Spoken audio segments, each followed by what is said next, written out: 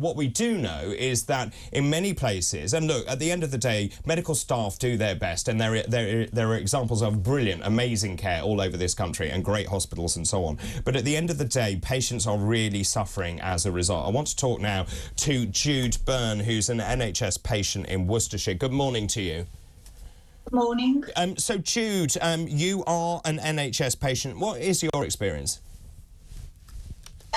Well, my experience was prior to the doctors and nurses' strikes. It was horrendous, but it wasn't caused by the strikes. So what was your experience? It was last winter, October time. I'm an ex-nurse, so you have to be dying before you call it out. Well, you're right there. It was pretty horrendous for me to ring 999 in the middle of the night. Waited in the back of the ambulance for a couple of hours outside A&E, and then decanted into another ambulance because they were off duty. Waited another couple of hours. Then about 6 hours on a corridor in A&E. Horrendous. I was in agony. I was embarrassed. Well, I would have been, but I didn't care less, really.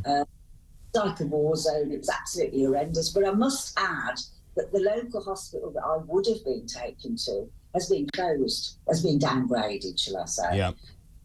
That's like 9 miles away from me. I had to travel 22 miles in the ambulance to a hospital that is now taking twice as many patients as it was built for.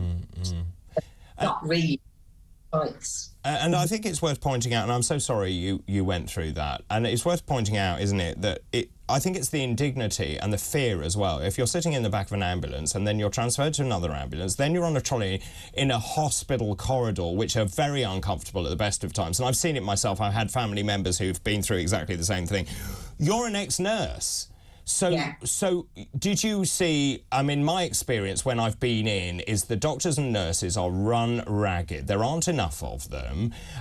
They are pulled from pillar to post. They don't know where to go next. And you've got a bunch of people walking around with clipboards doing very little, it seems to me. Yeah, looking for beds and God only knows what, which we know that there aren't any. But oh, absolutely, they certainly weren't sat down drinking coffee. They were running like headless chickens, really. No fault of their own. I mean, I was actually put in the corridor in front of a cupboard. I mean, this sounds like I've made this up. And in 5 minutes, somebody had to move me out of the way to get in the cupboard to get something out. Now, that's not their fault. There is no space. There was no room, you know. So, just awful conditions to work in. I mean, I think it's a culmination of so many factors. We've talked repeatedly about the number of hospital beds, which we've cut dramatically. And you're right about the bed managers. They have meetings every morning trying to work out how they get patients discharged and how they free up beds to get people in. Sorry, say again. I said I think they meet 3 times a day, not just once a day. No, indeed. Sorry, I was just sort of painting the picture in terms of what they have to do. But sure, so in your experience, if you were Secretary of State, where is the problem? We know money is going in, so we are actually putting in 11.7% of our GDP into the NHS. So it's not about money because it's comparable with other European countries. In fact, we actually put in more. So just in terms of your experience, is it going to the front line? Does it evaporate somewhere? What's going wrong? Well, it's spent in the wrong places. They might be spending loads of money.